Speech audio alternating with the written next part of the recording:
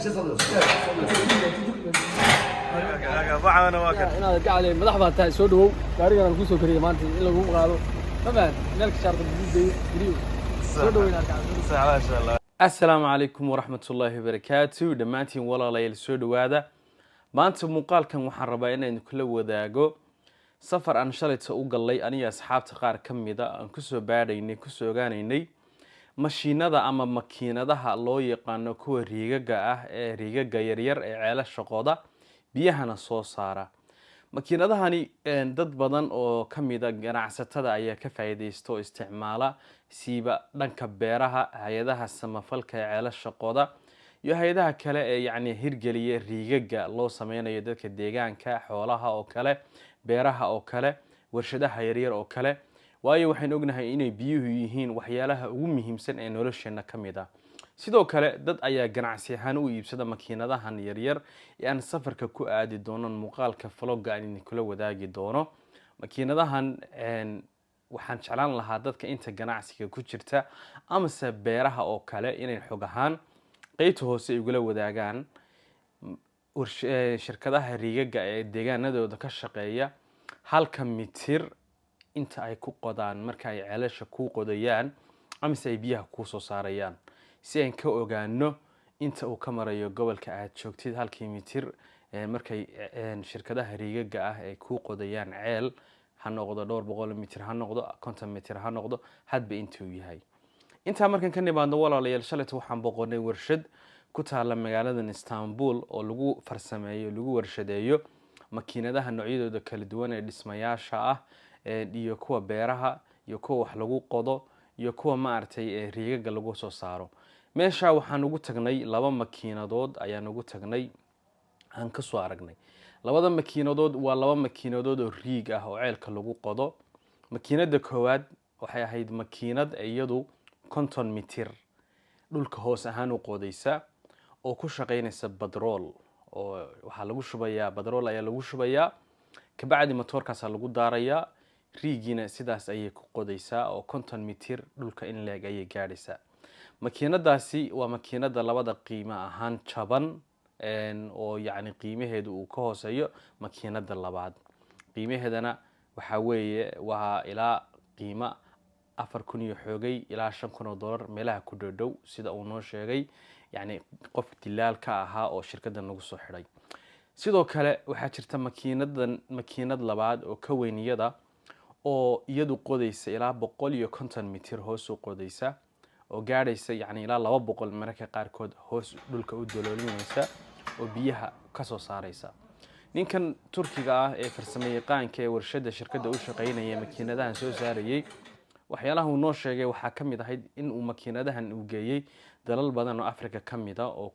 yani biyahan ay ku soo saareen ay kamid yihiin dalalka Kenya, Senegal iyo Malawi iyo wadamo kale aan hadda aan xasuusan waxa uu sheegay in makiinadahan ay yihiin kuwa aad iyo aad yani biyaha lagu guuleystay wadankanna maartay laga dhoofiyo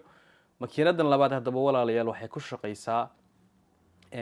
waxay iyadu ku shaqeysaa koronto ayay ku shaqeysaa waxaad u iibsanaysaa generator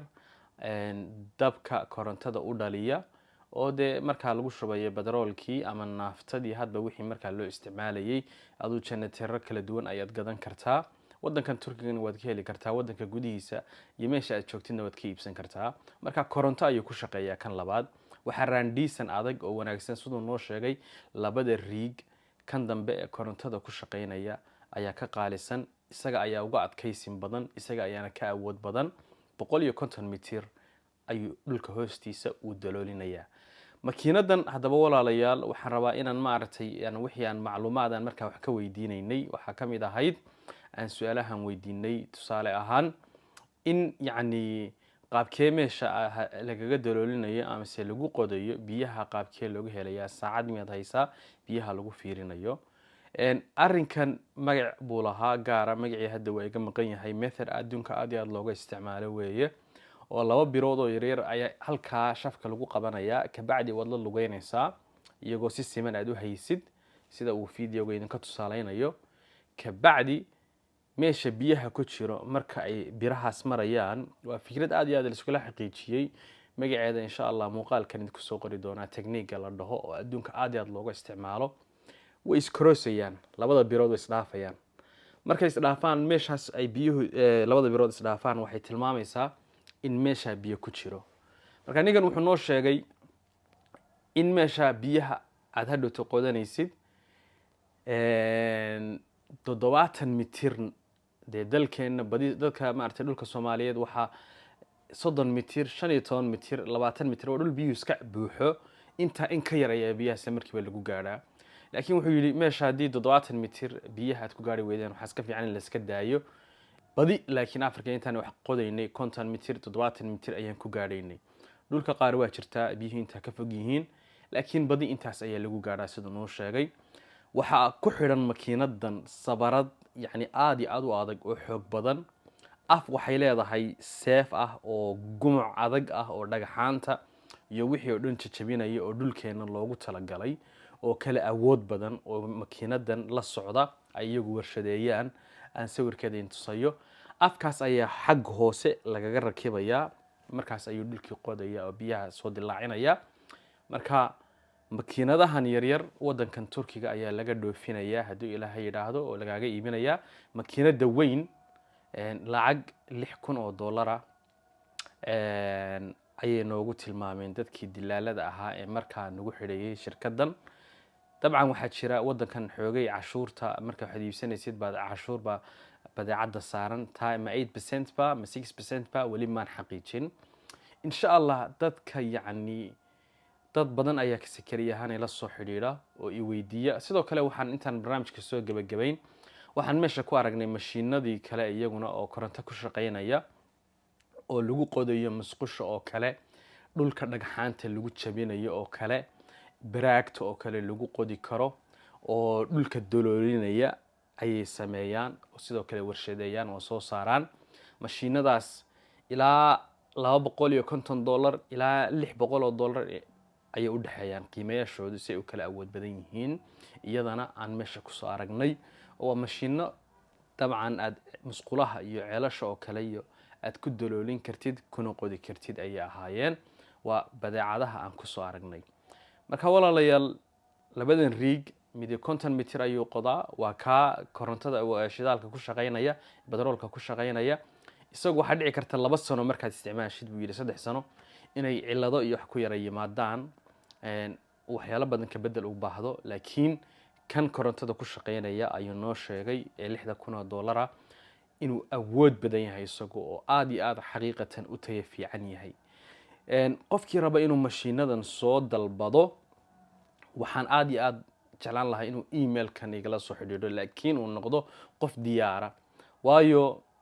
dee dabcan dadka si la wada socono dad yani noloshooda waxaan nahay shaqeynaya waqtigoodan aad cidhiidhi u yahay dad dhowr kun ah ayaa la soo xiriira qof kasta wuxuu leeyahay waxaan rabaa inaan kula hadlo oo telefoonkaaga aan helo haddii aan dadkii oo dhan la wada hadlana dee waxba ii qabsoomi maayaan waqtigeygii waxba dadkii diyaarka ah uma qaban karo insha Allah qof kasta oo diyaar ah oo qiimahan iibsan kara waa qiimo $10,000 ka yar hadda dad ceelkii waxaan filayaa $400 meel lagu qodaa mise $250 ba cala mitir lagu qodaa miya ma $50 ba dhulku way kala duwan yihiin magaalaba in ba lagaga qodaa laakiin 5 ceel ama 2 ceelad qodid ayaa qiimahooda aad ku soo celin kartaa sidaan xaqiiqatan aan aaminsanahay waxyaalaha yar oo kale oo la xiriira qalabkaana isla shirkadan iyo wadankan Turkigana waa laga heli karaa qofkii diyaar ah inuu soo dalbado insha Allah ka sakariyahan intaan Turkiga joogo waan ka caawinayaa waan kala shaqeynayaa mashiinadan riiga ah sidoo Turkiga uga soo iibsado waxaad igala soo xiriiri kartaa emailka shaashada ku qoran qiimeeyashana waan idin sheegay wixii kale muuqaalka vlogga ah oo yani baan ku soo gabagabeynayna oo saaxiibkay markaan casuumay kana mid ahaa ganacsatadii qalabkan gadanaysay